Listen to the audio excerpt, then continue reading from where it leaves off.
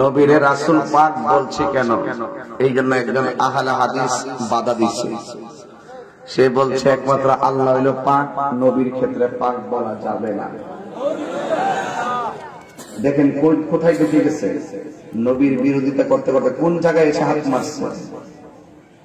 ওরাই কয়েকদিন আগে বলছে মসজিদের মেহরাবে আল্লাহ নামের পাশে নবীর নাম লেখা যাবে না। ওরাই কয়েকদিন আগে বলছে যে বলবে জিন্দা নবী, সেই জিন্দা নবীর আমরা তালাক দিলাম। ওরাই বলছে হাসর মাঠে আমার নবী নিজের গুনার জন্য পেরেশান থাকবেন। এরাই আবার এক সপ্তাহ আগে বললো আর নবীর নামের পরে পাক বলা যাবে না। যেই নবীর আহলে বায়াতকে আল্লাহ পাক কোরআনে পাক বলেছেন। কথা কোন ঠিক কিনা কোন? যেই নবী শুধু পবিত্র না, নবী পবিত্র বানা। সুবহানাল্লাহ বলবেন না? সেই নবীর নামের পরে পাক বলা যাবে না। তো আসলে এই বিষয়গুলো খুব গুরুত্বপূর্ণ। ওরাই কিন্তু বলে নবী মেরাজটা বাস্তবে হয় নাই, স্বপ্ন যুগে হয়েছে। ওরাই বলে। আর আমার কাছে কিছু স্কুল কলেজের ফলাফল আছে না, এরা এদের লেকচার গুলো ভালো লেগে গেছে। এর বাপ দাদা 14 গোষ্ঠী 20 টাকা তারা বিনামাজ কইরা কবরে গেছে। হেঁটে যায় ইউনিভার্সিটি পড়া, এদের ট্যাবলেট খেয়ে বাড়িতে 8 টাকা তারা এক রাকাত গেছে। মহিলার মতন মুখে হাত বাঁধতে বললে কথা বল, ঠিক না বেটি? একটু পরে পরে হাত তুলতে বল। এই যে একটা বিষয় শুরু হয়েছে, এই বিষয়গুলোকে যদি দাফন করতে হয় আমাদের সুন্নি জামাতের সকলকে দায়িত্বহীন ভাষায় কথা বলতে হবে। আর নেমসি বিড়ালের মতন কথা বললে গর্ব একটা তো ইন্দুর ডুববেই। কথা গান ঠিক কিনা বলে? এই জন্য আমি অনুরোধ করে বলছি আপনাদের, এই মেরাজ একটি গুরুত্বপূর্ণ বিষয়, একটি গুরুত্বপূর্ণ বিষয়। এরপরে সভাপতি মহোদয় যেহেতু আমাকে ইচ্ছার করে রাখছেন, আমি এটার ভিতর থেকে খুব করে অন্যদিকে ঢুকে যাবো, যেন আমাদের হৃদয়ে একটা প্রেম পয়দা হয়। কথা বলেন ঠিক না বেটি? অসুবিধা হবে আপনাদের? বাবার আমার, আমি খুব আয়াত ডাইরেক্ট শুরু করছি। আমার যুবক ভাইরা, আল্লাহ রাব্বুল আলামিন আমাদেরকে টেন্ডারবাজি করার জন্য পাঠাই নাই, রাহাজানি করার জন্য পাঠাই নাই। অ্যাডভোকেট মহোদয় বলেছেন আমাদেরকে নামাজ পড়া লাগবে, ইবাদত করা লাগবে। আসলে সঠিক কথা। মেরাজের বয়ান করতে গেলেই তো আমাকে নামাজ দিয়ে টোকা দিতে হয়। এই যে সদ্য বিগত কয়েকদিন পূর্বে মেরাজের চাঁদ গেল, এই মেরাজের 26 তারিখ দিবাগত রাত্রে আমার আল্লাহ রাব্বুল আলামিন তার বন্ধুকে 5 ওয়াক্ত নামাজ উম্মতের জন্য হাদিয়া দিয়েছে।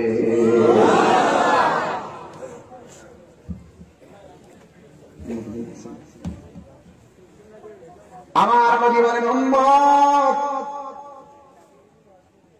আমি মেরাজে গিয়ে 17টা জায়গায় করছিলাম। আল্লাহ রাব্বুল আলামিন আমাকে বলেছেন যারা 5 ওয়াক্ত নামাজ পড়বে, 17 রাকাত ফরজ আছে 5 ওয়াক্ত নামাজে। ফজরের নামাজের 2 রাকাত ফরজ, যোহরের নামাজের 4 রাকাত, আসরের 4 রাকাত, মাগরিবের 3 রাকাত, ইশারের 4 রাকাত। এই 17 রাকাত ফরজ যারা নিয়মিত আদায় করবে, আমার আল্লাহ বলেছেন মেরাজে নিয়ে আমি নবীর 17টা জায়গা দেখাইছে, পৃথিবীর কেউ এই জায়গাগুলো দেখে নাই। আল্লাহ রাব্বুল আলামিন আমাকে বলেছেন আমার উম্মতদেরকে ওই 17টা জায়গায় দেখাইয়া তাদের ডান হাতে জান্নাতের টিকিট দিয়ে দিবে। আমার নবী বলেন আমি যখন মেরাজে গেলাম, বুঝছেন মেরাজের বিশেষ আলোচনা চলতেছে, বিশেষ আলোচনা, ঠিক আছে? বিশেষ কথা। আমার নবী যখন মেরাজে গেলেন, জান্নাতের ভিতরে গিয়ে যখন ঢুকলেন, ঢোকার পরে আমার নবী বললেন আমি জান্নাতে ঢুকলাম। ঢোকার পরে প্রত্যেকটা রুমে রুমে দেখলাম একজন মানুষের পায়ের আওয়াজ শোনা যায়।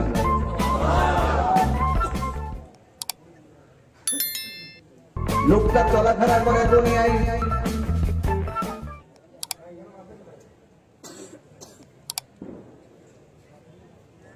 লোকটা চলাফেরা করে দুনিয়ায়, কিন্তু লোকটার পায়ের আওয়াজ শোনা যায় জান্নাতের ভিতরে।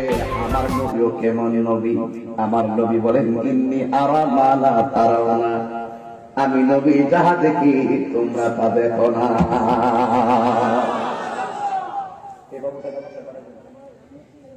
বাবুটাকে বাসায় পাঠাই দেন।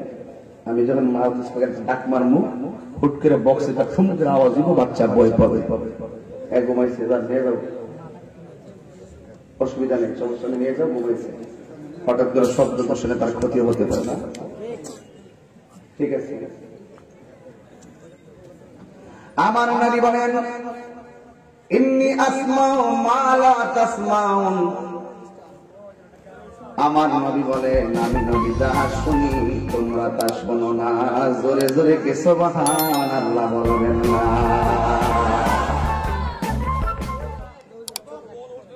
এই জন্য আমার বাবারা, আমার বন্ধুরা, কি তার ক্যামেরা দরকার আছে, বাতেল ক্যামেরা দিয়ে এমন কাম করছে, লাস্টে ফাঁকঘরের ভিতরে বাতেলের বক্তব্য ঢুকাই দিছে এই মিডিয়ার মাধ্যমে। আমরা শুনছি ইসলাম এই মিডিয়া ছিল না, ওরা ঘরে বয়ে ভিডিও বানায় এমন ঢুকাইছে গুগল আর ইউটিউবের ভিতরে। এরা তো হইল গুগল, এরা হইল গুগল সাইট, ইউটিউব মুফাসসির, ফেসবুক মুফতি, ঠিক কিনা? ইউটিউব সাইট, এরপরে গুগল মুফাসসির আর ফেসবুক মুফতি আছে না? এই জন্য এই মিডিয়াগুলো দরকার আছে। মিডিয়ার মাধ্যমে আমরা তাদের জবাব দিব, ভাত বাংলার জবাব দিব, আমাদের জবাব রান্না করে ভিতরে ঢুকে যাবে। এই জন্য দমক দেন। আমার কি জীবনে কম দেখছো তোমরা? আরো ডাক্তার ঠিক করে দিলাম আর কি, লাইনটা বাইরে দিচ্ছি, ঠিক আছে? কষ্ট পাইছ? মনে হচ্ছে আমার জীবনে দেখছো না তোমরা। মিডিয়াকে, মিডিয়া দরকার আছে, সুন্নাত প্রচারে মিডিয়া প্রয়োজন আছে। তো মিডিয়াদেরকে বলবো তোমরা ভালো করে ভিডিও সুন্দর করে দিবা, কোন ধরনের কাটকুট করে ছাড়বা। আমরা কিন্তু যে কোনো মুহূর্তে অ্যাকশন নিয়ে নিব, চ্যানেল যাবো একবারে শেষ হয়ে, ঠিক আছে? মহব্বত করি, মহব্বত করে একটু যে কথাগুলো আমাদের অনেক সময় স্লিপ অফ টাং হতে পারে, অনেক সময় বিভিন্ন দিকে যেতে পারে বক্তব্য, ওইগুলো শুধু কাটতে চাইল না, যেগুলো ভালো শিক্ষণীয় ওইগুলো কাটতে গেলে ছাড়বা। এতে তোমরা মরে গেলে গাও, কবরে গেলে তোমরা সোয়াবটা পাইবা। এরা সবকে জারি হিসেবে কাজিব দিনের প্রচার করে গেছো। কথা কোন ঠিক না বেটি? এই জন্য কথা বলা যাবে না। এই যে বইরে গেছে, বেশি না মাঠ বইরে দিব। আমার আল্লাহ রাব্বুল আলামিন বন্ধু নবীরে বেরাজে নিল। নবী জান্নাতে ঢোকার পরে নবী একজনের পায়ের আওয়াজ শুনলেন। আমার নবী কেমন নবী? যেই নবী একজনের পায়ের আওয়াজ শুনলে বলতে পারে তার পায়ের আওয়াজ। নবীরে আমার আল্লাহ কত সুন্দর মর্যাদা দিল গো।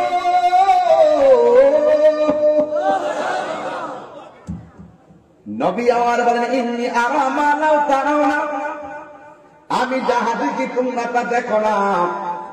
এবার আমার নবী বলেন আমি জান্নাতে গিয়া যেই রুমের ভিতরে ঢুকলাম, যত রুমের ভিতরে ঢুকি একজনের পায়ের আওয়াজ, এটা অন্য কেউ না। তার চেহারাটা বেশি ভালো ছিল না, দাঁতগুলা ছিল উঁচা উঁচা, কণ্ঠ ভালো ছিল না, জিহ্বাটা ছিল কাটা। এই লোকটা অন্য কেউ না, তার নাম হইল হযরতে বেলাল।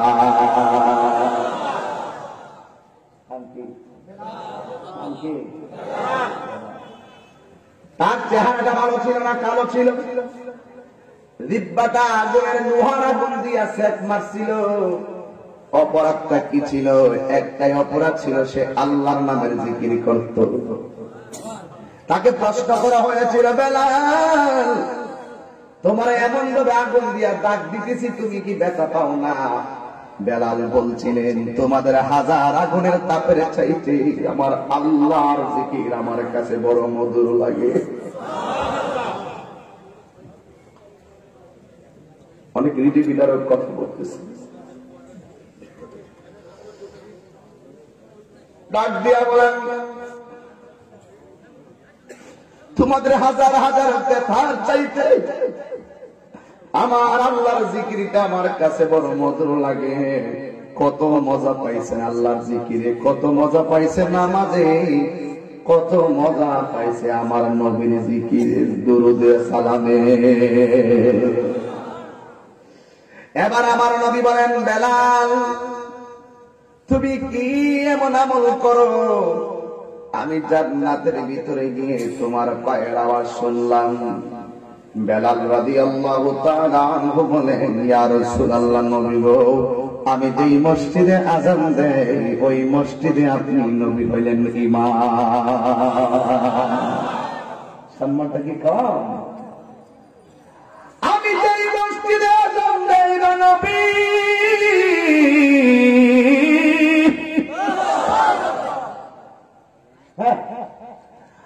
সেই মসজিদের মেহরাবে দাঁড়িয়ে আপনি নামাজ পড়ান।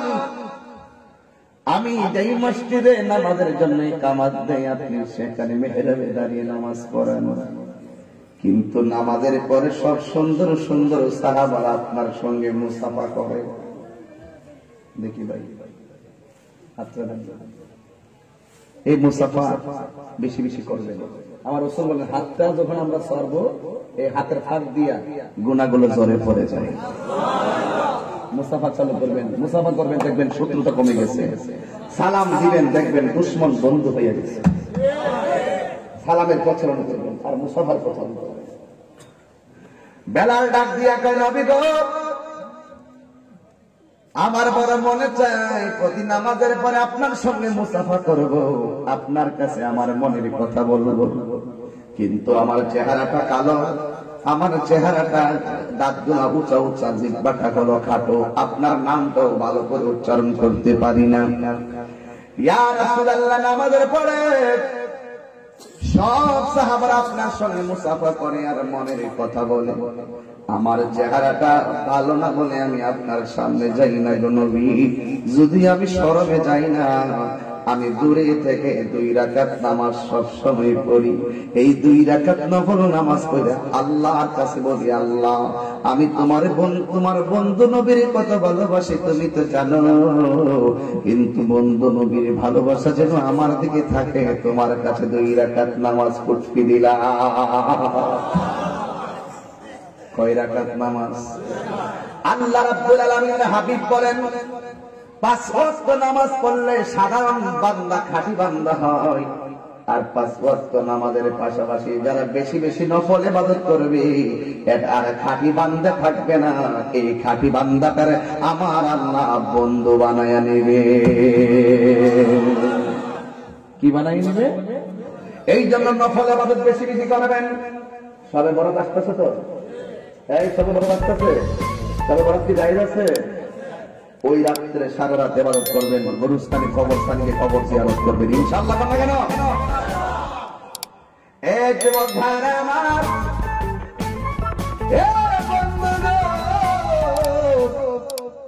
ওই বেলাল ডাক দিয়ে একটা, নবী গো,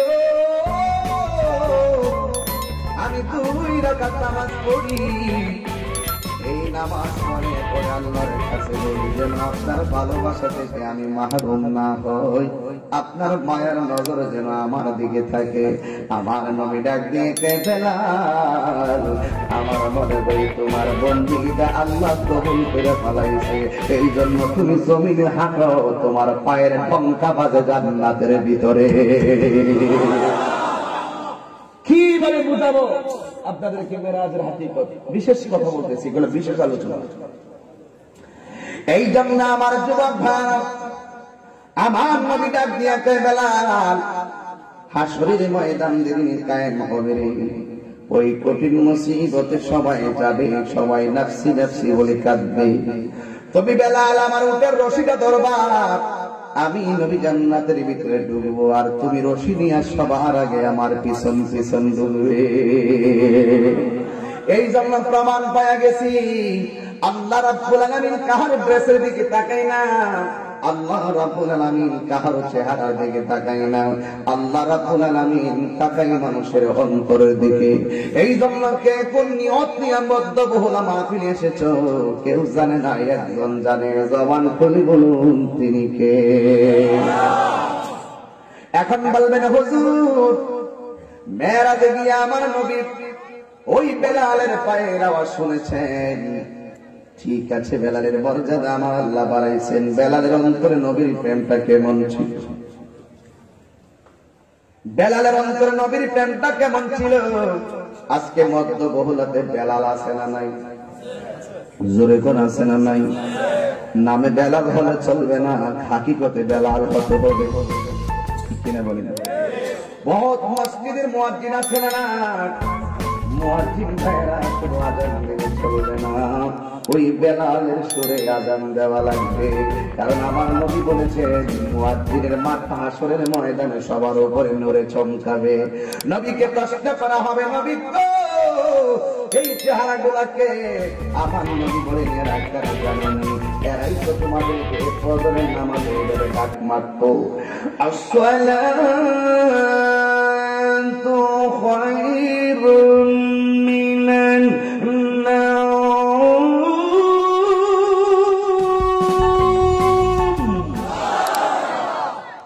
এইভাবে তোমাদেরকে ডাক দিত, ঘুম থেকে নামাজ উঠতো, ওরা নিজে ঘুমায় না, তোমাদেরকে ঘুম ভাঙাইতো শব্দটা দিয়া।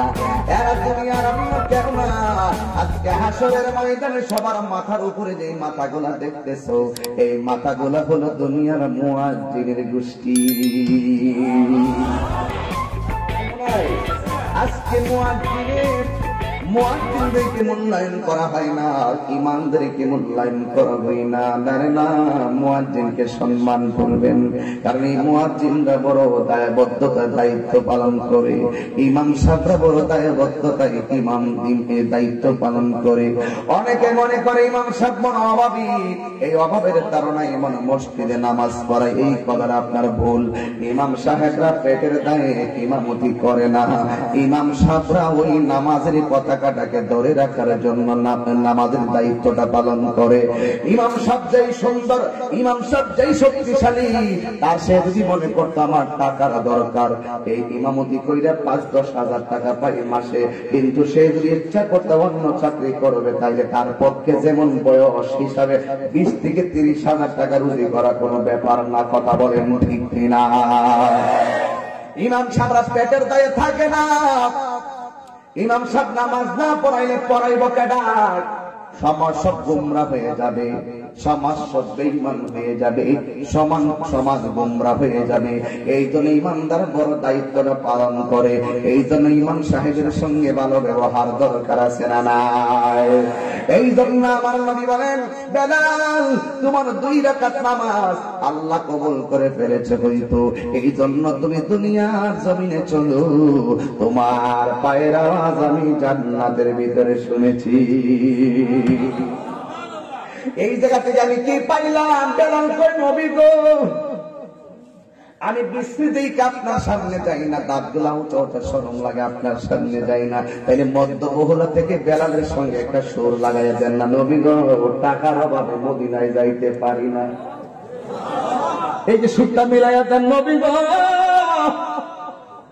টাকার অভাবে মদিনায় যাইতে পারি না, কিন্তু নবী গো আপনার নামটা যখন শুনি তখন মনে মানে না, ও নবী টাকার অভাবে মদিনায় যাইতে পারি না বলে সুরটা মিলাইয়া দেন। দেখবেন আপনি মধ্যবহুলা এরই ক্ষেত্রে নবীরে এমনি একটা ডাক দিছেন, বাঙ্গা করে বৈশা বসে নবীরে এমন ভাবে মায়ার সুরে ডাক দিছেন।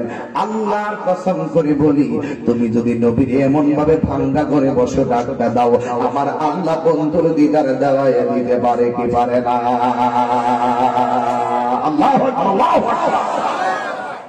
এই জন্য যুবক ভাইরা আমার, নবীরে পাইতে গেলে লাগে শুধু মহব্বত। এই জন্য আমি সব সময় বলি আল্লাহ পাকের ইবাদত, নবীর মহব্বত। এই বেলাল কেমন বেলাল দেখেন একটু, আপনারা বোঝা লাগবে বেলাল কেমন জিনিস। এই দুনিয়ায় অনেক বেলাল আছে, কিন্তু বেলালের মতন মহব্বত নাই রে। আমার নবী মেরাজে গিয়ে যার কদমের আওয়াজটা শুনলেন, দেখেন তার পাওয়ার কত। তার জিহ্বার মধ্যে আগুনের সেক লাগাইয়া দিছিল, আগুনের সেক। আবু বকর যায়া বলছে, বেলাল তোমার মুখের মধ্যে আগুনের সেক লাগাইছে, পিঠের মধ্যে আগুনের দাগ লাগাইছে, কিছুক্ষণের জন্য তুমি আল্লাহর নামটা বন্ধ করো, তোমার অন্তরের খবর তো আল্লাহ জানে, কিছুক্ষণের জন্য তুমি মনে মনে আত্মসমর্পণ করে ফেলাও, তাইলে কষ্ট থেকে তুমি বাঁচতে পারবা। বেলাল ডাক দিয়া বলে, আবু বকর, এই আওয়াজে মানে না, জোরে বলো আল্লাহু আকবার।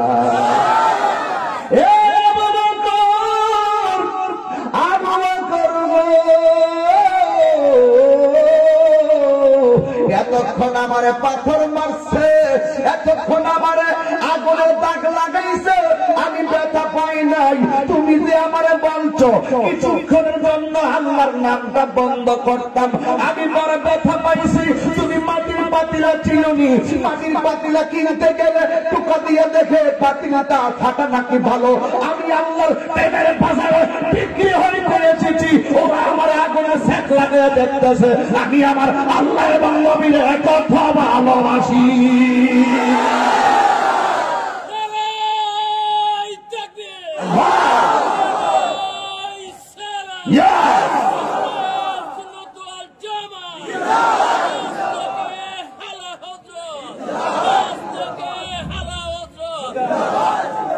আল্লাহু আকবার, জোরে কর, আর জোরে আল্লাহু আকবার। এটার নাম হলো প্রেম, এটার নাম হলো ভালোবাসা। জীবনের ঝুঁকিতে ও নবীর দরুদ চলবে, জোরে কোন চলবে, জোরে বলুন চলবে, সাথে বলুন চলবে। ঝুঁকিতে নবীর দরুদ, ঝুঁকিতে নবীর দরুদ, ঝুঁকিতে নবীর সালাম চলবে না। এই জন্য বেলাল কয়, আবু বকর আমি বড় কষ্ট পাইছি, তুমি আমারে বলছো আত্মসমর্পণ করার জন্য, এই জন্য আমি মাঝে মাঝে একটা গান গাই, শান গাই, কইতাম নি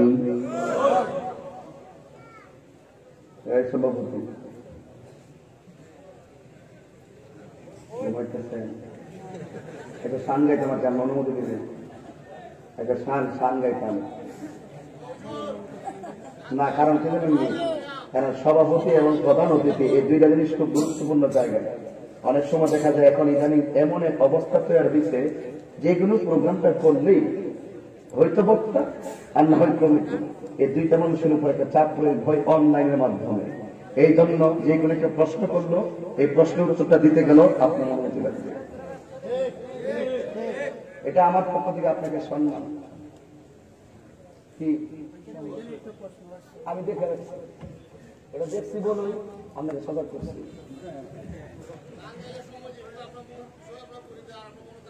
বাজার সামনা এটা না, এটা বাবারে, এটা এটা না, আমি যেটা বলছিলাম এটা শান, এটাই ঈমান। 2 লাইন ছন্দের ভিতরে 2 ঘন্টার ওয়াজের টাইম পাওয়া যায়। বাবা তাহিরি কঠিন ভাষায় ওয়াজ করে না, তাহিরি মনের ভাষায় ওয়াজ করে। কঠিন ভাষায় ওয়াজ করলে কোরআন শুনলে মইলে, আর তাহাকিক করলাম মইলে, সিগাটিকা সেটিং করলাম মইলে, একেবারে দেখলে সব উঠে গেছে। ঠিক কিনা? 67 জন হুজুর মিল্লা। বাবা বসেন, বুঝছেন বাজান, বুঝছি, বসেন বসেন, কইবেন নিশ্চয়ই, পরে বললেন এখন না। কোনটা এটা বাবা?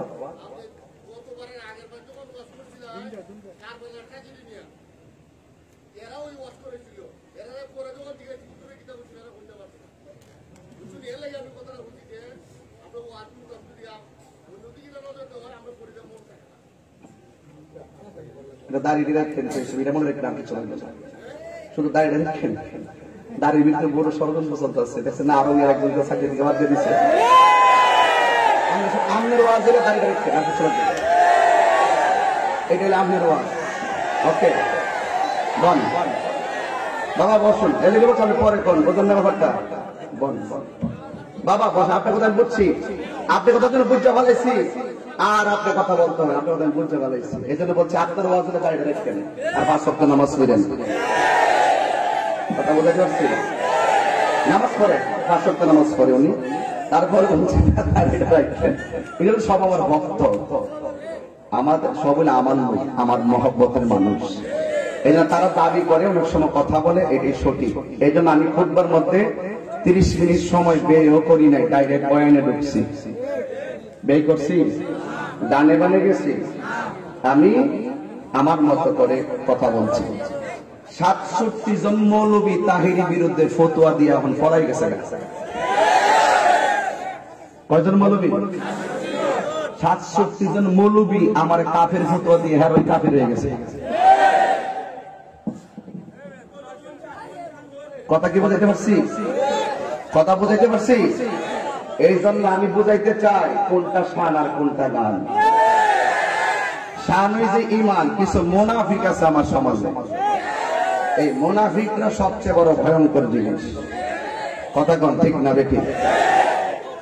উনি যে কথা বলছে ভালো কথা বলছে। হুজুর আপনি যদি ডানে বামে যান তাহলে ওই আমরা ওয়াজ বললে যাবো। ওয়াজ বেশি লাগে না, দাঁড়িয়ে রাখেন, 5 ওয়াক্ত নামাজ পড়েন, ওয়াজ আর লাগবে না।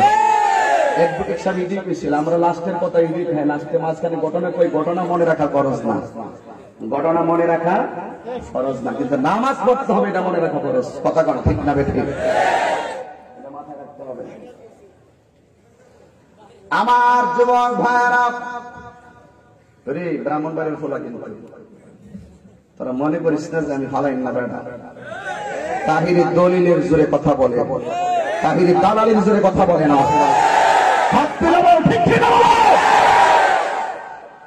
ঠান্ডা মাথায় ওয়াজ করি, দুর্বল মনে করো না। দেখছো না বড় বড় আম গাছ জাম গাছের ফু দিয়া হাতে তলা ফেলাই দিচ্ছে, চ্যালেঞ্জ দিচ্ছে, চ্যালেঞ্জ গ্রহণ করছে, এখন ফলাই গেছে। এই জন্য বলছে দালালির জোরে কথা হবে না, দলিলের জোরে কথা হবে। এই জন্য বাবা দিরা আমার, আমি বলতে চেয়েছিলাম নবীর শান, নবীর গান। জামাত এবং কওমি যারা তারা বলে গান, আমরা বলি শান। এরাও গান বলে নবীর কথাই বলে, আমরাও শান বলে নবীর কথাই বলি। পার্থক্য এটাই। হাসান বিন সাবিত বলেন, আমার যখন রোগ হতো আমি ডাক্তারের ওষুধ খেতাম না, আমি যখন নবীর শান গাইতাম আমার রোগ বিমার ভালো হয়ে যেত। কি বুঝেননি কিছু? গভীর চিন্তায় ছন্দ হয়, ছন্দে একটা সুর হয়, সুরে একটা প্রেম হয়, প্রেমে দিল পরিষ্কার হয়। যেই চিন্তায়, যেই ছন্দে, যেই সুরে আল্লাহ নবীর প্রেম পাওয়া যায়, এই ছন্দ সুর শান কোনদিন হারাম হতে পারে না। এই জন্য বাবা দিরে আমার অনুরোধ করে বলি, আমার নবী, আপনার নবী রহমাতুল লিল আলামিন যখন তিনি শেষ জীবনে চলে গেলেন, নবী আমার ইন্তেকালের বিছানায় যখন শুয়ে গেলেন, আয়েশা সিদ্দিকাকে ডাক দিয়া বলছিল, আয়েশা, ও আয়েশা, আমার ঘরের কোনায় একটা মিসওয়াক আছে, মিসওয়াকটা আমাকে এনে দাও। আয়েশা সিদ্দিকা বলেন, আমি বেলালের কথা বলতেছি। এখান থেকে শুরু করলাম। প্রেম কি জিনিস শুরুতেই বুঝে গেছি। যেই লোকটা ফরজের পাশাপাশি 2 রাকাত নফল নামাজ পড়ে আল্লাহকে রাজি করাইয়া তার পায়ের আওয়াজ জান্নাতে ডঙ্কা বাজে, যেই লোকটা আযান দিলে তার ইশকের আওয়াজটা আরশে আজিমে ধাক্কা লাগে, এই প্রেমের সন্ধান যতক্ষণ পর্যন্ত বুঝবে না ততক্ষণ পর্যন্ত ঈমানের স্বাদ পাবে না। ঠিক কিনা বলে? গলার বড় সাউন্ড করলে আর স্বাধীনে যাবে না, কোটি টাকা দিয়া বাহাদুরি করলেই আল্লাহ পাওয়া যাবে না। ইমানের পাওয়ার এমন একটা পাওয়ার, ইমানের শক্তি এমন একটা শক্তি, তাদের চোখের ভিতরে আমার আল্লাহ এমন একটা রহমতের নূর দিয়া দেয়, এই নূরের আলোতে আল্লাহর ওলিরা দেখার ক্ষমতা আছে না? এই কথাটা আমি বুঝাইতে চেয়েছিলাম যুবক ভাইরা আমার। আল্লাহ রাব্বুল আলামিনের হাবিব বলেন, ও আল্লাহর হাবিব বলেন, আয়েশা আমাকে মিসওয়াকটা দাও। জীবনের শেষ সময় নবী 3টা কথা বলছেন। 1 নম্বর হলো, আমার ঘরের কোণার মধ্যে কিছু অর্থ আছে, অর্থগুলা বের করো। দুই নম্বর কথা বলছে আমার মিসওয়াকটা দাও। তিন নম্বর বলছে আয়েশা সালাত সালাত সালাত, আয়েশা রে নামাজ নামাজ নামাজ। এই হাতটার কত ওজন, এই ওজনটা হুসাইনি মুসলমান ছাড়া কেউ বুঝবে না। এই জন্য বলি ঘটনা মনে রাখা ফরজ না। গতবারে কারবালার ওয়াজের ঘটনা যদি মনে না থাকে কোনো অসুবিধা নাই, কিন্তু চেতনা যদি লালন করে তাইলে চলবে। কিছু কিছু ঘটনা মূলত চেতনা, কারবালার ঘটনা মূলত ঘটনা ছিল না, কারবালার ঘটনা মূলত একটা চেতনা। এই চেতনা হলো কোন চেতনা জানি? যে জীবন দিব কিন্তু ঈমান দিব না। শুধু এটা মনে রাখলে চলবে। পাবলিকে যেই ওয়াজ শুনে যদি মানত আর বক্তায় ওয়াজ করার দরকার ছিল না। কথা বলেন না কেন? এই জন্য বলছিলাম আমার নবীকে আয়েশা সালাত, আয়েশা মিসওয়াকটা দাও। আয়েশা সিদ্দিকা রাদিয়াল্লাহু তাআলা আনহা বলেন আল্লাহর হাবিবের মিসওয়াক মোবারকটা শক্ত ছিল। নবী আমার নিজে যদি মিসওয়াক করে ব্যথা পাবে, নবী আমার ঠোঁট মোবারক দিয়ে নাড়াইতে পারে না। আমার নবী আয়েশা সিদ্দিকার উরু মোবারকের মধ্যে মাথা মোবারকটা রাখলেন। রাখার পরে আয়েশা সিদ্দিকা বলেন আমার নবীর মিসওয়াকটা আমি মুখের মধ্যে নিয়ে নরম করতে গেলাম। ওই নরম করতে যাইয়া আমি যখন মিসওয়াকটা একটু কামড় দিলাম, নবীর মিসওয়াকের গোড়া থেকে একটা থুতু মোবারক ঝরলো। আয়েশা সিদ্দিকা বলেন নবীর ওই মিসওয়াক মোবারক থেকে যে পানিটা চললো আমার জিহ্বার মধ্যে সেই থুতু মোবারকটা লাগলো। জীবনে আমি কত পানি পান করলাম, জীবনে কত খাবার আমি খাইলাম, কিন্তু আল্লাহর হাবিবের থুতু মোবারকের মতো এত মজা লাগে না। আল্লাহু আকবার। আয়েশা বলে জগৎবাসী আমার নাকের ভিতরে আমার নবীর থুতু মুবারকটা এত মেশকে আম্বরের ঘ্রাণ লাগছে, এত মেশকে আম্বরের ঘ্রাণ আর কোনদিন লাগে নাই। এবার আয়েশা সিদ্দিকা নবীর ওই মিসওয়াক মুবারকটা কামড়াইয়া দিলেন। আমার সমাজের ভিতরে স্বামীর মিসওয়াকটা পরিষ্কার করে দিব দূরের কথা, স্বামীর ব্রাশ দিয়া নিজেও ব্রাশ করে না, স্বামীর গামছাটা নিজেও ব্যবহার করে না, কই জীবাণু হবে। আরে না না, রহিমা আয়ুব নবীর পিঠের মধ্যে জিহ্বাটা লাগাইয়া লাগাইয়া এত গুলা কিরা জিহ্বা দিয়া টেনে বের করেছে।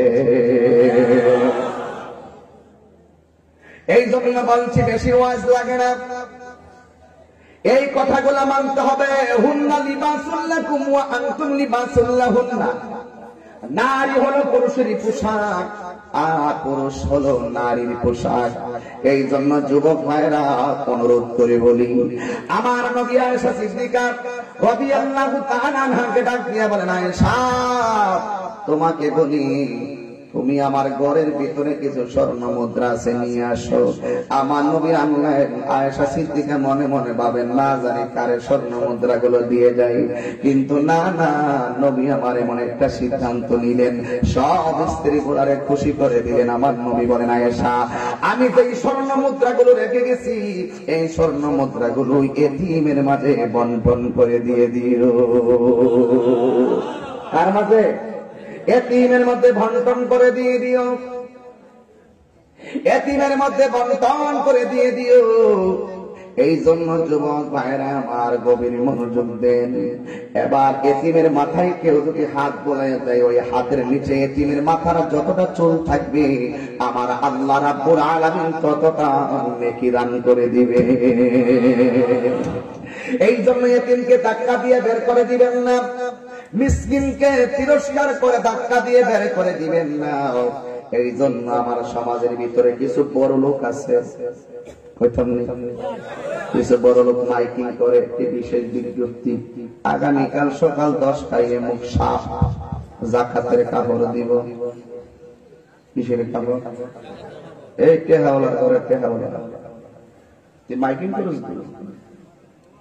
এই বেটা মাইকিং করে দান এমন ভাবে করতে হয় যেন ডান হাত দিয়ে বাম হাত না জানা। তুমি যদি সত্যিকার দানবীর হও তাহলে রাতের বেলা মেম্বারের মাধ্যমে তালিকা করিয়া বাড়ি বাড়ি রাতের অন্ধকারে নিয়ে এতিমের ঘরে নিয়ে পৌঁছাই দিয়া সকালবেলা সে কাপড়টা পরলে সে সবাই তার মনে একটা আনন্দ থাকবে যে টাকাটা আমি নিজে কিনেছি, এটা একটা নিজের মাঝে একটা লাজুকতা থাকবে না তার মাঝে।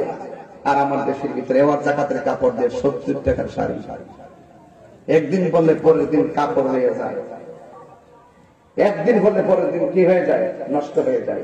এও আবার সুদের টাকা লাভ বেশি হইলে আসলটি আর ঠিক না, কথাটা ঠিক কিনা বলেন? সুদের যে ব্যক্তি হারামের টাকা দিয়া সওয়াবের আশা করবে তার ডাবল গুনাহ হবে। আর সুদ করে আমি জীবনে মূল্যায়ন করি না। এই সুদ করার কারণে সমাজের গরিব আরো গরিব হইতেছে। এই দেশে বড় লোকদের যে টাকা আছে, ওই বড় লোকরা যদি টাকাগুলো সুষম বন্টন নীতির আলোকে যাকাত নিশ্চিত করত, তাহলে আমার সমাজে গরিব আর গরিব থাকতো না। কথা বলেন ঠিক কিনা বলেন? গরিবের অধিকার গরিবরা দেয়, আর বড় বড় চাপার আওয়াজ করে, বড় বড় হামকাম করে। এই জন্য সুদ করে আমাদের সে কিছু অভ্যাস, আমরা অভ্যাস কিছু খারাপ আছে। আমরা টাকা থেকে ডাইকা এনে আব্বা ডাইকা মসজিদের সভাপতি বানাই। কথা কান ঠিক না বেটি? এই সুদকুর সভাপতি হতে পারবে না। এই সুদকুরকে মসজিদের সভাপতি বানানো যাবে না, কারণ মসজিদ কার ঘর? এখানে তার দেখতে হবে কোন লোকটা নিয়মিত নামাজ পড়ে, কোন লোকটা নিয়মিত নবীর মহব্বত তার হৃদয়ে ধারণ করে। এই লোকটা যদি গাছতলায় বাস করে, ওই লোকটাই হবে মসজিদের সভাপতি। সুদখোরকে মসজিদের সভাপতি বানাইবেন না। এই সমস্ত হারামখোর দেখে দায়িত্ব ধর্মীয় চেতনার মূল জায়গার ভিতরে স্থান দিয়া করোনার মহামারীর মতন মহামারী আসছে। জহরাল ফাসাদু মিনাল বাররি ওয়াল বাহরি বিমা কাসাবাত আইদিন নাস। এই যত গজব আসে একমাত্র আমাদের সব গজবগুলো আমাদের হাতের কামাই। আমরা অন্যায় করতে করতে করতে করতে এমন অন্যায় করছি, আল্লাহ সন্তুষ্ট হয়ে গেছে, আমাদেরকে করোনা দিয়া সারা বিশ্ববাসীকে আল্লাহ স্তব্ধ করে দিয়েছে। এই জন্য সুদ করে কোন জায়গার সভাপতি হতে পারবে না, সুদ করে কোনো নেতাগিরি নাই, সুদ করে কোনো ইমামতি নাই, সুদ করে কোনো বক্তাগিরি নাই, সুদ করে কোনো বিশ্বাসগিরি নাই।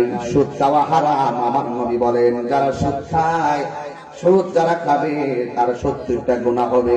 এর মধ্যে সর্বনিম্ন গুনাহ হলো নিজের মায়ের সঙ্গে জিনা করা। আর জোরে করে নাউজুবিল্লাহ। এখন দেখবেন অনেক সুদ করে শরীরে আগুন লাগিয়ে যাইব, অসুবিধা কি? তোমার মায়ের লোকে জিনা করা, এটা জানি না যদি তুমি খাও আর নাচ্চা দুজকে যাও। আল্লাহ রাব্বুল আলামিন বলেন, আ'আল্লাল্লাহুল বাই'a ওয়া হাররামার রিবা।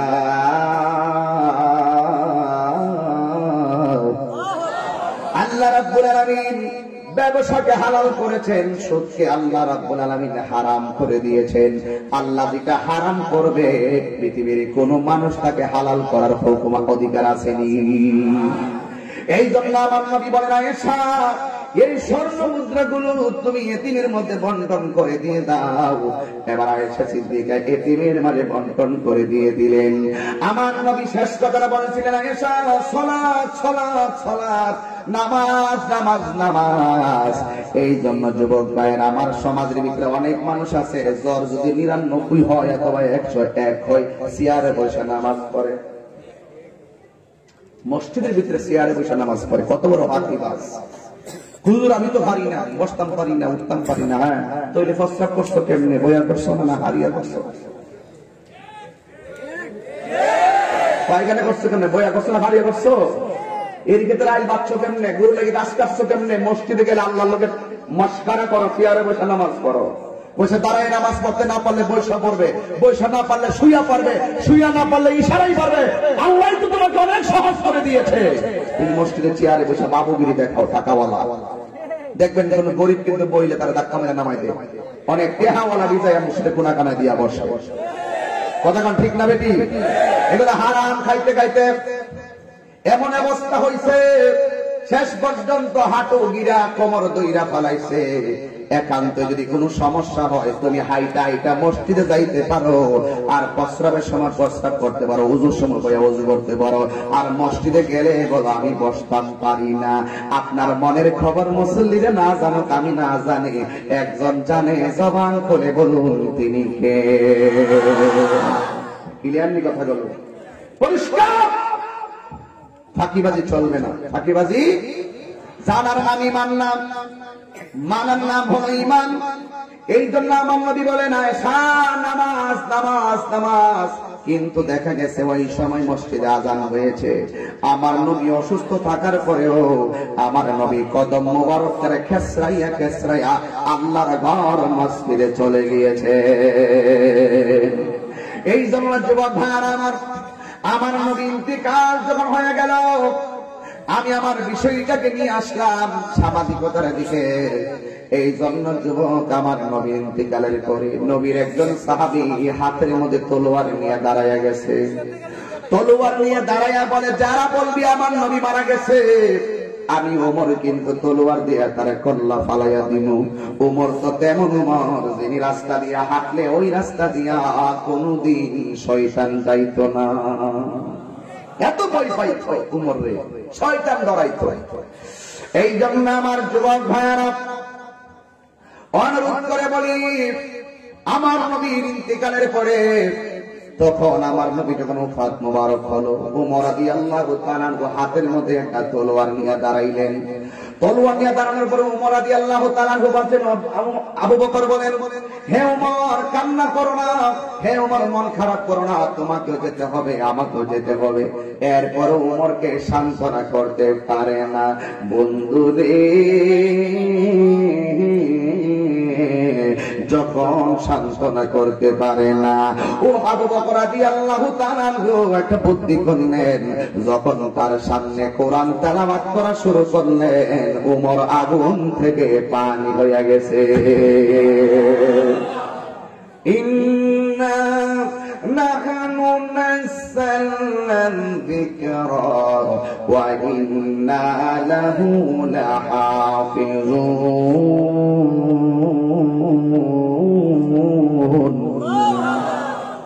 আল্লাহ রাব্বুল আলামিন বলেন, নিশ্চয়ই আমি কোরআনকে নাযিল করেছি, কোরআনকে হেফাজতের দায়িত্ব আমি আল্লাহ কাউকে দেই নাই। জবান খুলে বলুন, কোরআনকে হেফাজতের দায়িত্ব কার হাতে?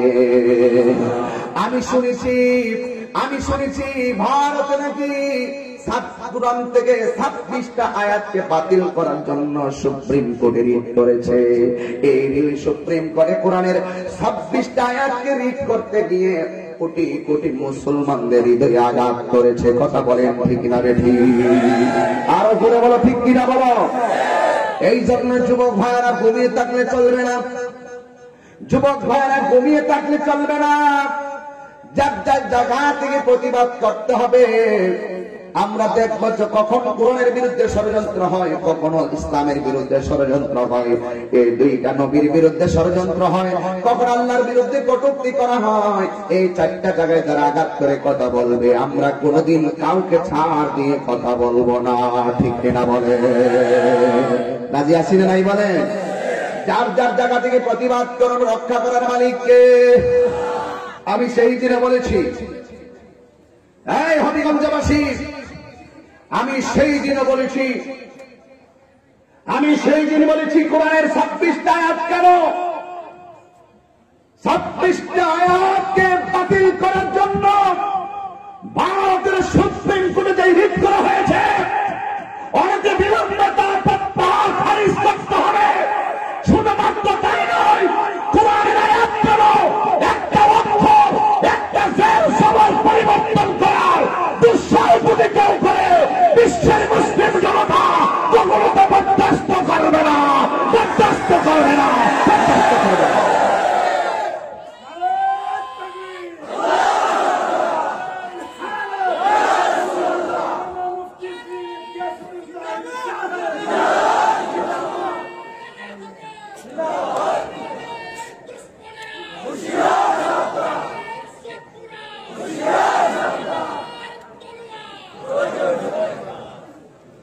কথা কি বুঝতে পেরেছি?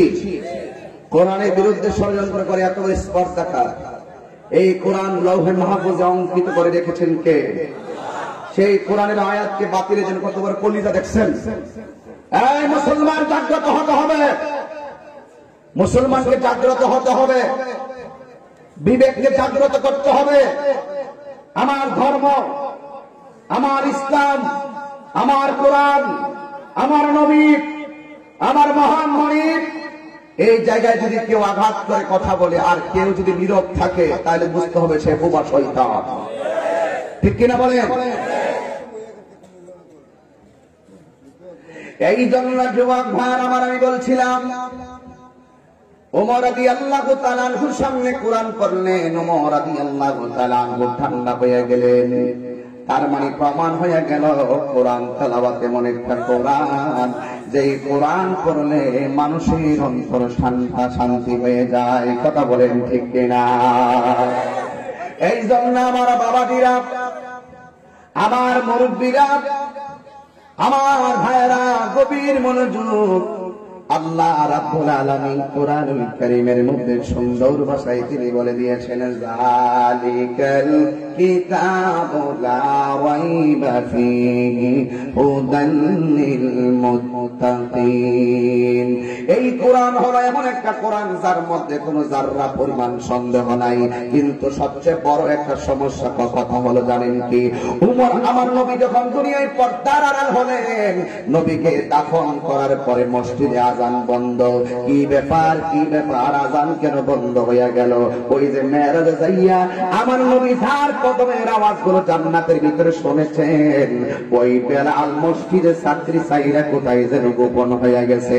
অনেকগুলা মানুষ তাকে রাস্তায় জিজ্ঞাসা করে, তুমি কোথায় যাও? ওই আমি কোথায় যাবো? মদিনার রাস্তা যখন দেখি ওই রাস্তাগুলা ঠিকই আছে, কিন্তু নবীদের রাস্তা দিয়ে হাইটা আসতেন, ওই নবীজির কথা মনে হয়ে যায়। রাস্তা থাকবে কিন্তু আমি নবী দেখতে পারবো না, এই মদিনায় আমি চলাফেরা করতে পারবো না, আমার মন মানে না। তিনি মদিনা থেকে বেরিয়ে চলে গেলেন। কত শত মানুষগুলো তারে অলিতে গলিতে কত তালাশ করলো, হযরতে বেলালকে খুঁজে পাই নাই। কিন্তু একদিন, দুই দিন, তিন দিন, এমন ভাবে মাস চলে গেল, কিন্তু বেলালের কোনো খবর নাই। এবার ওই বেলাল কোথায়? যেই বেলাল আজান দিলে আর সে আজিমের মধ্যে প্রেমের ধাক্কা লাগলো। আমার নবীর ইন্তিকালের পরে বেলাল চলে গেল। দেবী গ্রন্থরিকে আমার নবীর প্রেম, যেই বেলাল 2 রাকাত নামাজ পড়তো, আমার নবীর মহব্বত তার দিকে থাকার জন্য এই নবী চলে গেছে, বেলাল পাগলের মতো হইয়া গেছে। ওরে আমার বাবা, বেলাল নাই, বেলাল নাই, বেলাল নাই। এবার মাসখানেক পরে বেলাল রাদিয়াল্লাহু তাআলা আনহু একদিন রাতের বেলা ঘুমায় রইলেন। নবীর ইন্তিকালের পরে বেলাল সর্বপ্রথম আমার নবীর দেখা পাইলেন। বেলাল রাদিয়াল্লাহু তাআলা আনহু রাতের বেলা ঘুমায় রইলেন। ঘুমের ঘরে স্বপ্ন দেখে আমার নবী বেলালের সামনে আইসা করে, বেলাল, ও বেলাল, বেলাল তুমি কোথায়? তুমি এখানে চলে এসেছো, তুমি কি আমারে দেখার মনে লয় না? এর মানে কি জানোনি? প্রেমিক যেখান থেকে নবীর সঙ্গে প্রেম নিবেদন করে, আমার নবী সরাসরি এসে তার প্রেমের রিপ্লাই দেয়। কথা বলেন ঠিক কিনা? নবী আসার ক্ষমতা আছে না নাই? নবীকে ক্ষমতা দিয়েছে কে? এই জন্য আমার নবী, আপনার নবী বলে, বেলাল তুমি কি আমাকে দেখার মনে লই না? এই কথা বলার পরে আচ্ছা বলেন তো, এই মুহূর্তে যদি কেউ নবীকে স্বপ্ন দেখেন, দুনিয়াদারি আপনার কাছে ভালো লাগবে নি? এই মুহূর্তে কেউ যদি আপনারা নবীর স্বপ্ন দেখেন, বাড়ি গাড়ি আপনার ভালো লাগবে নি? নবীর নূরের ঝলক এমন একটা প্রেমের ফলক, যারা একবার দেখছে দুনিয়াদারি আর ভালো লাগে না। এবার ওই বেলাল রাদিয়াল্লাহু তাআলা আনহু নবীর স্বপ্ন দেখার পরে পাগলের মতন হইয়া গেল। রূপের ঝলক, নূরের ঝলক দেখা বেলাল রাদিয়াল্লাহু তাআলা আনহু যখন শুনলেন আমাকে কি দেখার মনে লয় না, তিনি হাতের মধ্যে একটা কাপড় নিলেন। কাপড় নিয়ে চেহারাটাকে তিনি বাঁধলেন। এই চেহারাটা বাইদা এবার বেলাল রাদিয়াল্লাহু তাআলা আনহু মদিনায় চলে গেলেন। মসজিদে নববীর দিকে যাইয়া মেহরাবে তাকায়া রইছে। আমার নবী তো এখানে বসে বসে খুতবা দিত, আমার নবী তো এখানে দাঁড়ায়া দাঁড়ায়া খুতবা দিত। ওই জায়গার মধ্যে দাঁড়াইয়া রইলেন রে বাবা। এ বন্ধু রে বন্ধু, ও বাবা, বেলাল যখন নবীরে দেখে না, একটা দৌড় মাইরা নবীর রওজার পাশে গেছে, রওজার পাশে যাইয়া দাঁড়াইয়া রইছে। বেলাল রাদিয়াল্লাহু তাআলা সেখানে গিয়ে নবীরে যখন দেখে না, তখন বেলাল গর্ত মসজিদ নবীর রওজা মুবারক থেকে বের হয়ে গেল।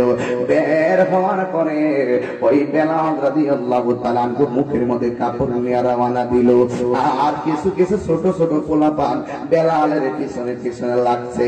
এই মুহূর্তে যদি মধ্যবহুলা একটা মানুষ যদি ওই মুখের মধ্যে কাপড় দিয়া যদি আসে, মুখের মধ্যে কাপড় দিয়া যদি এই এলাকায় ঢুকে, অনেক মানুষ তারে সন্দেহ করব, অনেক মানুষ তারে সন্দেহ করব। আমার আব্বা, ও বন্ধুরি, ওই মানুষটার পিছনে ছোট ছোট পোলাপান কিন্তু আগে ধরে, যে কোনো পাগল আসতে দেখবেন ছোট বাচ্চা পিছনে লাইন ধরে, এই ছোট ছোট বাচ্চাগুলা পিছনে পিছনে লাইন ধরতেছে। এবার হঠাৎ করে ছোট ছোট বাচ্চারা মুরব্বীরে ডাক দিয়া কয়, মুরব্বী, একটা পাগল আইছে এলাকায়, দেখেন না মুখটা বান্দা, একটু পরে পরে পাথরের মধ্যে চুমা দেয়। মুরব্বীরা ডাক দিয়ে কয়, তুমি কেডা গো, এমন ভাবে মুখটা বান্দা মদিনায় ঘোরাঘুরি করতেছো, আবার রাস্তায় যেই পাথর দেখতেছো, পাথরে তুমি চুমা দিতেছো। ডাক দিয়া কয়, তুমি কে? তাই আমি কেউ না, আমি হইলাম মদিনাওয়ালার গোলাম।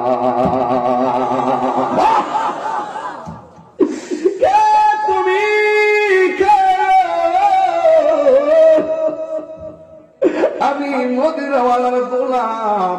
এই কথা বলার পরে কয়, তুমি পাথরের মধ্যে কেন চুমা দিতেছো? এবার পাগলা ডাক দিয়া কয়, আমি সব পাথরে চুমা দেই না, ওই পাথরে চুমা দেই যেই পাথরে আমার নবীর কদম মোবারক লেগেছে। কি চোখ! ইত্তাকু বিফিরাসাতাল মুমিনা ফাইন্নাহু ইয়ানজুরু বিনুরিল্লাহ। আল্লাহর প্রেমিকদের চোখের মধ্যে আল্লাহ এমন একটা নূর দেয়, যে নূরের আলোতে ওরা দেখার ক্ষমতা আছে না নাই? এই ওলি আল্লাহর কথা বললে একদল মানুষের শরীরে বিষ লেগে জায়গা জায়গা। ওলি আল্লাহর কথা, নবীর শান শুনলেই কলিজায় আগুন ধরে যায়। अरे अल्लाह अल्लाह क्या मुबारक नाम है, अल्लाह अल्लाह आशिकों का काम है।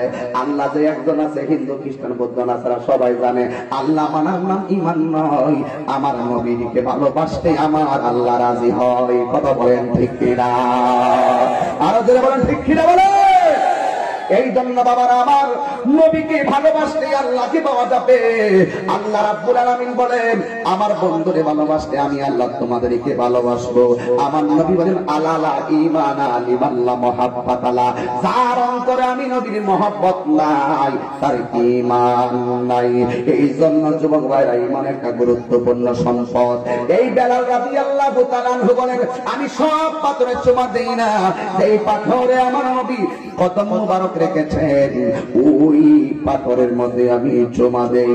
এই জন্য যুবক ভাইরা ওই তারা ডাক দিয়া বলেন, যুবক, ডাক দিয়া বলে, তুমি কে গো? তুমি বলছো মদিনাওয়ালার গোলাম, আবার তুমি বলছো নবীর পাথরের মুবারকে, কদম মুবারকের পাথর গুলারে তুমি চুমা দাও, আসলে তুমি কেন মুখটা খোলো? না, আমি মুখটা খুলবো না, আমি যেখান থেকে আসছি আমি সেখানে চলে যাব। এই কথা বলার পরে ওরা অনুরোধ করলো, তৈরা মুখটা খুললেন। কইলা মদিনাবাসীর একটা চিৎকার মাইরা বলে, মদিনাবাসীরা রে, তোরা কই? আয় আয় আয়, আজানের পাখি ধরা পড়েছে, প্রেমের খাঁচাই বন্দি করো। আয় আয় আয়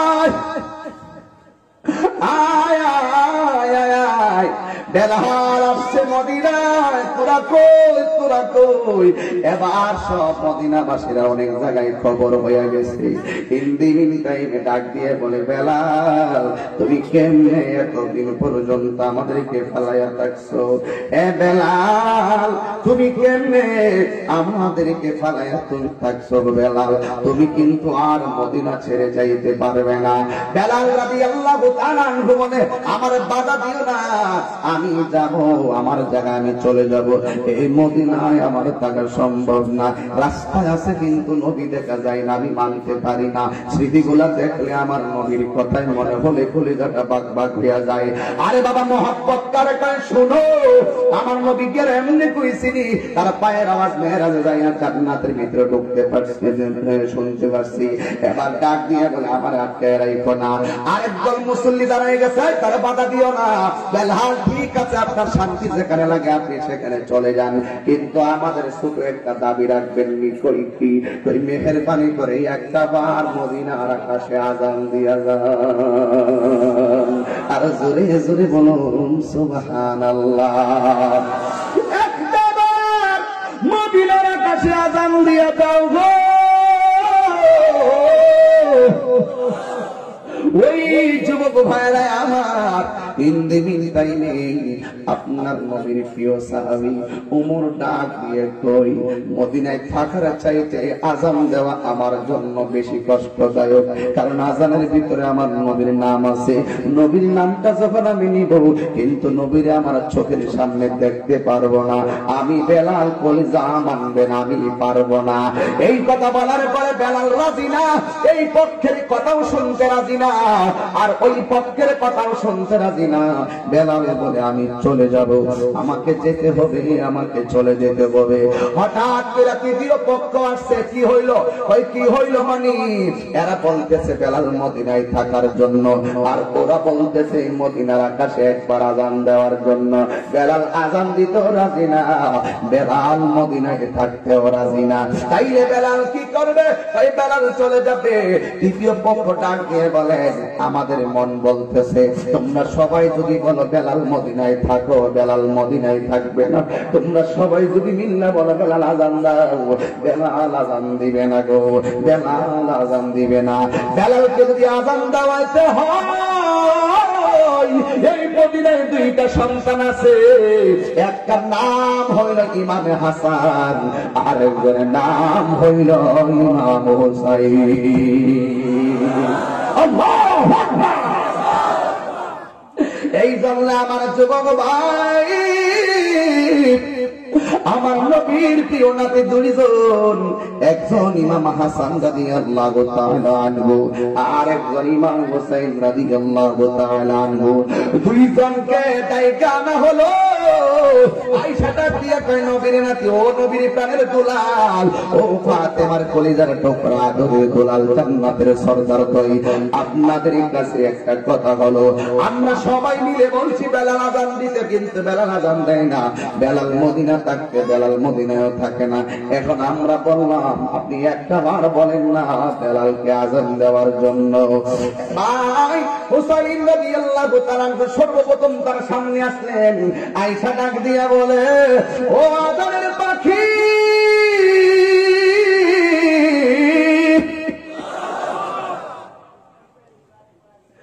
ওই আজানটা দেওয়া যাবে গো, যে আজান আর শাজিমের মধ্যে প্রেমের ধাক্কা লাগে। এখন বেলাল কি করবে? এখন কি করবে? হযরতে বেলাল রাদিয়াল্লাহু তাআলা মনে মনে ভাবেন, এখন যদি আমি বলি আজান দিব না, আমার নবী না বলে গেছে মান আহাব্বাল হাসান ওয়াল হুসাইন ফাকাদ আহাব্বানি ওয়া মান আবগাদাহুমা ফাকাদ আবগাদানি। যারা আমার হাসান হুসাইনকে কষ্ট দিবে তারা যেন আমি নবীর কষ্ট দিল, যারা আমার হাসান হুসাইনকে ভালোবাসবে তারা যেন আমি নবীরে ভালোবাসলো। এই জন্য আমি এখন যদি আজান দিতে নিষেধ করি, আজান দিতে যদি আমি না করি, তাইলে হুসাইন কষ্ট পাবে। হুসাইন কষ্ট পেলে আমার নবী কষ্ট পাবে, আর নবী কষ্ট পেলে আমার আল্লাহ কষ্ট পাবে। কারণ হাসান হুসাইনকে শুধুমাত্র আমার নবী ভালোবাসে না, হাসান হুসাইনকে আমার আল্লাহ ভালোবাসে। এই জন্য আব্বুরে এই কথা চিন্তা ভাবনা কইরা বেলাল রাদিয়াল্লাহু তাআলা বলেন, ঠিক আছে আমি রাজি। আর জোরে জোরে বলেন না সুবহানাল্লাহ। আশিক বেশে হযরতে বিলালের মধুর আজান, সেই আজানে ছিল এত প্রেম মুগ্ধ রহমান দয়াল নবীর পিছে নামাজ পড়লে কেমন হতো দয়াল নবীর পিছে নামাজ পড়লে কেমন হতো দুনয়নে রাসূল পাক দেখলে কেমন হতো দুনয়নে রাসূল পাক দেখলে কেমন হতো জন্ম আমার নবীর যুগে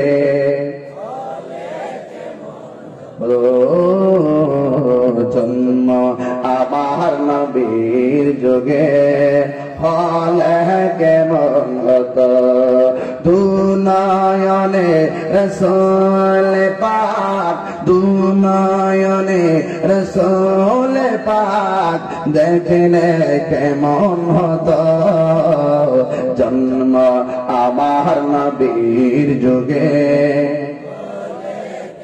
বাবা গজলটা গান নাই গজলটার মধ্যে বাধা দিছে তো এর লাগে এটা বিশেষ করে গান এটার মধ্যে বাধা দিছে এটা বিশেষ করে গান জন্ম আমার নবীর যুগে এক ঘন্টা সারা যুবক পোলা পান জন্ম আমার নবীর যুগে এই তো দুনয়নে রাসূল পাক দুনয়নে রাসূল পাক দেখলে কেমন হতো জন্ম আমার নবীর যুগে জন্ম আমার নবীর যুগে দুনয়নে রাসূল পাক দেখলে কেমন হতো দুনয়নে রাসূল পাক দেখলে জন্ম আমার নবীর যুগে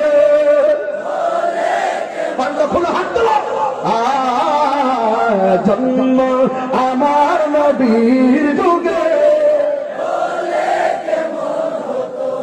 আশিত বেঁচে হযরতে বেলালের মধুর আযান সেই আযানে ছিল তো প্রেম মুগ্ধ রহমান দয়াল নবীর পিছে নামাজ মাশাআল্লাহ দয়াল নবীর পিছে নামাজ দুনয়নে রাসূল পাক দেখলে কেমন হতো জন্ম আমার নবীর যুগে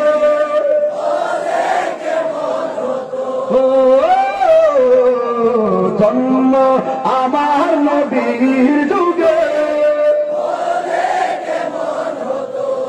নবীর যুগে জন্ম হলে কেমন হতো এই জবান খুলে বলে নবীর যুগে জন্ম হলে কেমন হতো এই হবিগঞ্জবাসী আমি দত্তহীন কণ্ঠে বলতে চাই আমি চ্যালেঞ্জ করে বলতে চাই আমি ইমানি চিত্তে বলতে চাই নবীর যুগে যদি আমার জন্ম হতো আমি নবীর পিছনে দাঁড়িয়ে নামাজ পড়তাম নবীর যুগে যদি আমার জন্ম হতো আমি নবীর সঙ্গে ইফতার করতাম নবীর যুগে যদি আমার জন্ম হতো বা নবীর দিকে তীর মেরেছিল ওই তীর আমাদের বুকে নিয়ে নিতাম আমার নবীর বদলে পাথর লাগতে দিতাম না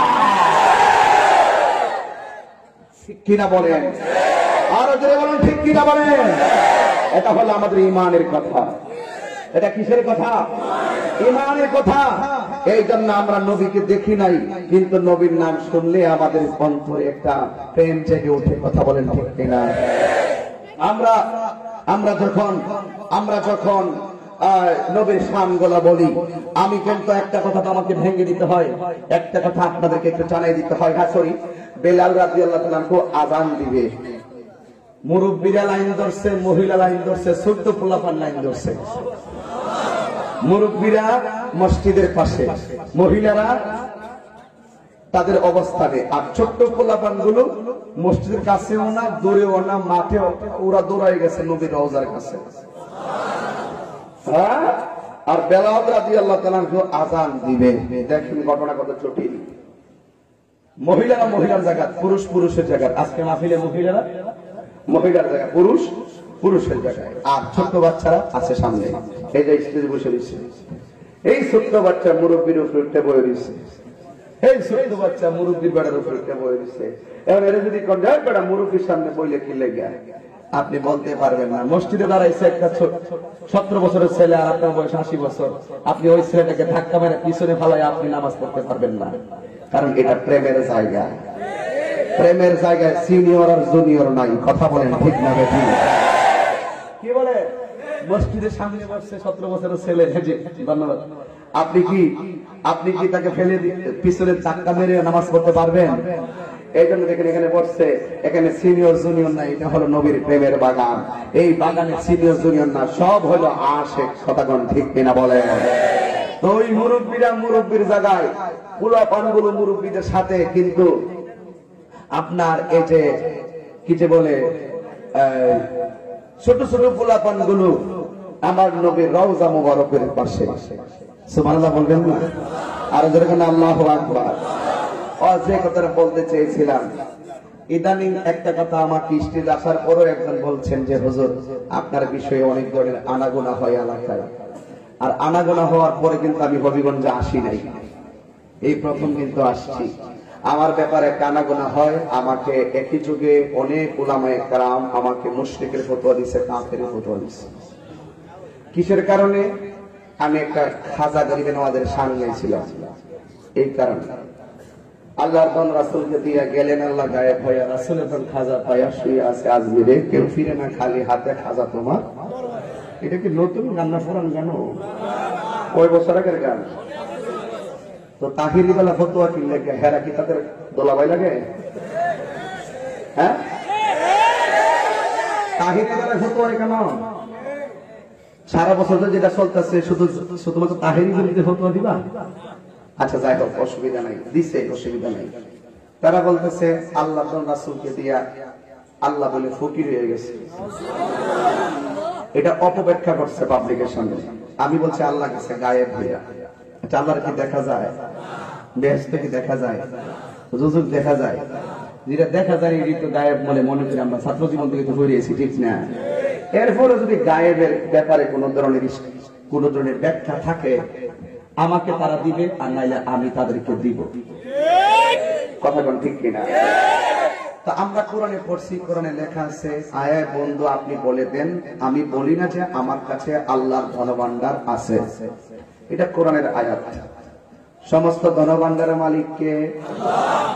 সুস্থ মস্তিষ্কে বলবেন, দালালি করেন না। সমস্ত ধনভাণ্ডারের মালিককে? আচ্ছা, কবি বলছে আল্লাহর ধন। স্বীকার করছে? রাসূলকে দিছে, কুদ্র দিছে, এটা আল্লাহ জানে। নবী কুদ্র পাইছে, এটা নবী জানে।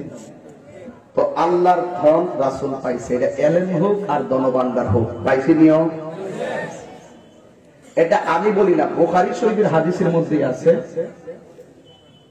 উতীতু মাফাতিহা খাযাইনিল আরদ। রাসূল বলেন আল্লাহ আমাকে জমিনের ধনভাণ্ডার দান করেছেন। তাহলে কবির কথা কি সঠিক যে আল্লাহর ধন রাসূলকে দিয়েছে? কোরআনের যেমন খাজাইন শব্দ ব্যবহার করছে, বুখারী শরীফের শব্দটাও খাজাইন শব্দ ব্যবহার করছে। কিন্তু আমি আশ্চর্য হইলাম, আমি অত্যন্ত মর্মাহত হইলাম, মানুষ জানি না কিভাবে সত্যকে গোপন করে। একজন বক্তাকে আমি ওই দিন বললাম যে হে মাওলানা সাহেব, আপনি বলছেন আল্লাহর ধন রাসূলকে দিছে, এই মর্মে একটি জয়ীফ হাদিস নাই। এটা চাপাবাজি করছে আর কি। তাহিরিকে ধরতে যায় আর নবীর শান গোপন করে ফেলাইছে। একটা জয়ীফ হাদিস নাকি নাই। পরে আমি এটা ভাবলাম যে না, তর্ক করে লাভ নাই, আমি একটু ধরাই দিই। পরে আমি একটা বক্তব্যের মধ্যে স্পষ্ট করে দিছি যে আল্লাহ রাব্বুল আলামিনের হাবিবকে আল্লাহ পাক ধনভাণ্ডারের চাবি সমূহ দিয়েছেন। তো কতটুকু দিয়েছেন সেটা আল্লাহ পাক ভালো জানেন। রাসূল কতটুকু পেয়েছেন আমাদের স্বল্প জ্ঞানে তা বোঝার কোনো ক্যাপাসিটি নাই। এই কথা বলার পরে ওই বক্তা আমার বক্তব্যটা হয়তো দেখছে, দেখতে কি বলতেছে জানেন? আমি আশ্চর্য হয়ে গেছি। দেখতে বলতেছে ওই দিন তো বলছে নবী আল্লাহ ধনভাণ্ডার দিচ্ছে, একটা জয়ী হাদিসও নাই। আর আমার বক্তব্যটা দেখার পরে বলতেছে আল্লাহ 40,000 এরকম জগৎ আছে, এর মধ্যে শুধু জমিনের ধনভাণ্ডারটা দিছে আর অন্য কিছুর ধনভাণ্ডার দিছে না।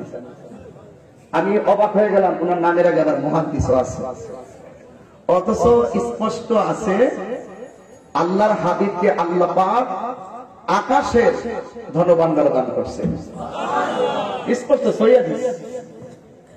এটারে তিনি কেমনে উল্টাইবেন? মুহাদ্দিস সাহেব বলে চাপাবাজি করেন না, এখনো স্বীকার করে ফেলেন নবীর শান সুমহান, নবীজিকে আল্লাহ পাক ধনভাণ্ডারের চাবি সমূহ দিয়েছেন। নবীও বলেছেন ইন্নামা আনা কাসিম ওয়াল্লাহু ইউতি, আল্লাহ আমাকে দেয়, আমি নবী বন্টন করি। এই বন্টনের ভাগীদার গৌসে পাক হতে পারে, শাহজালাল হতে পারে, খাজা গরিব নওয়াজ হতে পারে, এটার অন্তর্ভুক্ত সকল আল্লাহ পাকের প্রিয় মাহবুব বান্দাগণ। কথাগণ ঠিক কিনা বলেন? তো এই কথাখান আমি বলার পরে সবাই আমার বিরুদ্ধে ফতোয়া দিছে আর অপব্যাখ্যা করছে কি আল্লাহ রাসূলকে দিয়ে আমি নাকি বলছি আল্লাহ গেছে ফকির হইয়া গায়েব। আমি বলছি গায়েব হইয়া, গায়েব বর্তমানে কি ফকির হইয়া যাওয়া, খালি হইয়া যাওয়া? আল্লাহ যদি যা সৃষ্টি করছে সব যদি নবীরে দিয়া দেয়, আল্লাহ কি খালি হয়ে যাবো গা? তো এইগুলো ব্যাখ্যা করে নাই, এইগুলো তারা অপব্যাখ্যা করছে। অপব্যাখ্যা করার পরে আমি চ্যালেঞ্জ দিতাম, চ্যালেঞ্জ গ্রহণ করে নাই। দায়িত্বশীল যারা তারা শুধু দায়িত্বহীনতায় আমাকে ফতোয়া দিচ্ছে, কিন্তু দায়িত্বশীলদের কাজ ছিল যে তাহিরি এই শানটা তুমি গাইলা, কিন্তু এটা কেন গাইলা, এটার ভিতরে বিভিন্ন সমস্যা আছে। আমি হয়তো ওনাকে বলতাম যে হুজুর কোন জায়গায় সমস্যা আছে আমাকে ধরিয়ে দেন। আমি কোন 26 বছর আগে কবি কোন ধ্যান নিয়ে কবিতা লেখছে এটা তার ব্যাপার, আমি এটা কোন বিবেক নিয়ে দলিল নিয়ে গাইছি এটা আমার ব্যাপার। তো একজন মানুষের তার কারণ জিজ্ঞাসা না করে, ব্যাখ্যা তালাশ না কইরা তারে ফতোয়া দিয়া দেশের ভিতরে আগুন লাগাচ্ছে। আমি এটাও শুনছি হবিগঞ্জ নাকি থানা বরাবর আমাকে হবিগঞ্জ নিষিদ্ধ করার জন্য কাগজপত্র দিচ্ছি।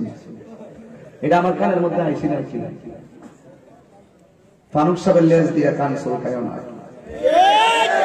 এটা স্পষ্ট হবিগঞ্জবাসীকে বলে দিলাম। যারা আমার এই শান নিয়ে ফটোবাজি করো, ফারুক সাহেবের লেজ দিয়ে কান খালচা বানা।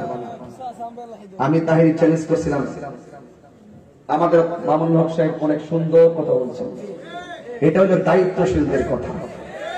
এটা কিসের কথা? দায়িত্বশীলদের কথা। যেমনই হোক উনি ওনার বিষয়টা স্পষ্ট, আমার যে কথাগুলো উনি বুঝতে পেরেছেন।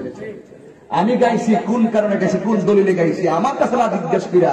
তারা একই যুগে 60-70 জন আলেম কাফের মুশরিক ফতোয়া দিয়ে আমাকে বয়কট করো, হবিগঞ্জ আসতে দেওয়া হবে না, সুনামগঞ্জে ঢুকতে দেওয়া হবে না। আমি যে লক্ষ লক্ষ লোক নিয়ে আগে সুনামগঞ্জে মাহফিল করে আসছি, বাধা দেওয়ার পরেও আটকায় রাখতে পারলাম না।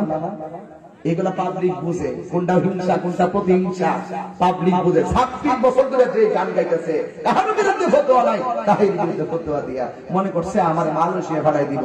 আমি কি তারে বাইগা যাওই না বেটা রে, আমি ফালাই যাওই না বেটা। এরপর আমি চ্যালেঞ্জ করছি একটা, আমার আবার উল্টা করে আরেকটা, যদি ফতোয়ায় স্বামীর 1 পৃষ্ঠা পড়তে পারি আমারে বলে 1 কোটি টাকা দিব। তা আমিও সুন্দর করে চ্যালেঞ্জ গ্রহণ করছি। এখন দেখি যে আমি খবর নাই, আড়াই গেছে।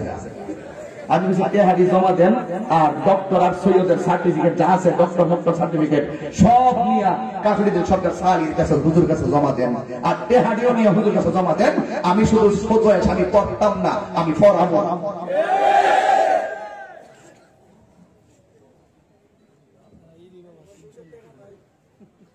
চ্যালেঞ্জ করে আবার আমারে বলে, আমারে কি কয় বাড়ি ঘর বিক্রি করলে বলে আমার 10 লাখ হইতো না। আচ্ছা কোন এটা কি দায়িত্বশীল ব্যক্তির কথা হতে পারে? মানে একটা ফকির হইলেও তো তারে তুচ্ছ করতে পারে না, তার কিচ্ছু নাই, তারপরে বলতে পারে না যে তোর কিছু নাই, তুই ফকির। কাহার বাপ নাই তারে বলা যাবে না তুই বাপ ছাড়া, কাহার মা নাই তাকে বলা যাবে না তুই মা ছাড়া। মানে দায়িত্বশীলদের কথা এমন হতে পারে না। উনি কিছু হলে সরসিনা পিসা হুজুর কাফের, মামুনুল হক কাফের, আহমদ শফি কাফের, তাহিরি কাফের, উনি কাফের, মিজান ওমর আজহারি কাফের। কাফের ফতোয়া দিতে এমন কাফের ফতোয়া দিছে একমাত্র সব কাফের উনি ইমাম না। এই জন্য আমি বলছি তাদের ফতুয়া আমার কাছে কলা পাতা।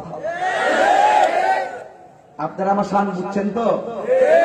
এত সোজানা পৃথিবীটা তাহিরি দলিল ছাড়া কথা বলে না। আবারও বলছি, তাহিরি দলিল ছাড়া কথা বলে না। মুখে লাগাম দিয়ে কথা বলতে হবে। তুমি আমাকে দৌড়াইলে মনে রেখো তুমিও পিছে দৌড়তে হবে। কথা বলো ঠিক কিনা? তুমিও দৌড়তে হবে। এই জন্য ওই দৌড়টা কাউকে দেওয়ার আগে চিন্তা করে দৌড় দে, তুমি তার সাথে দুইটা পারবা কিনা। একটা জায়গা মতো ঢুকা দিচ্ছ, আর জায়গা পাইছিল না। সবাই টোকা দিতে সাইডাল ইসলাম তাহিরি টোকা দিয়া সারা এত সহজ না। তাহিরির কিছু বলেছে বাউল, তুমি একটা ফাউল। দায়িত্বশীল ব্যক্তি দায়িত্বহীন আচরণ করে, সত্যাচরণ সেখানে ব্যাখ্যামূলক, সেখান থেকে নিরন্তর ঢেলিবাজি মূর্খেরা বাবা ঠিক কিনা বাবা।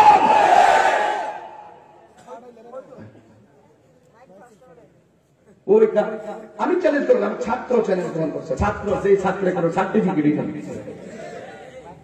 বেয়াদব ছাত্র, যেগুলো লেঙ্গিয়ে সাথে নষ্ট। এদের আমি বলছি, যে ব্যক্তি স্নেহ করতে জানে না সে সম্মান পাওয়ার অধিকার রাখে না। যেমনই হোক, দায়িত্বশীলদের কথা হবে দায়িত্বশীলদের মতো। আমি আবারও বলছি, আমি কোন ধ্যানে জ্ঞানে আমি শান গাইছিলাম, তারা আমাকে অন্তত পক্ষে যারা আমাকে ফটো দিচ্ছে তাদের মধ্যে আমাদের সুন্নি লেভেলদারি যারা ছিল তাদের অনেকে আমার সঙ্গে সুসম্পর্ক ছিল।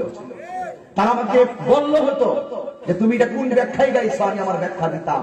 যদি আমার ব্যাখ্যাটা কোরআন সুন্নাহর বাহিরে হইতো আমি প্রয়োজন আমার বক্তব্য উল্টো করে নিতাম। কথা কোন ঠিক কিনা বলেন?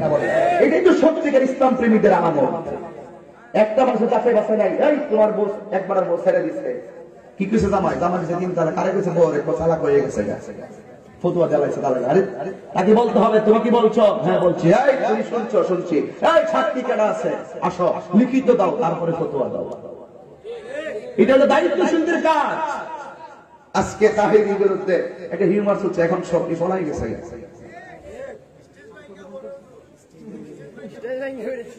আমি তো দিন মনে করছি মাইক ওয়ালারে বুঝি ফতুয়া দিয়ে দিল।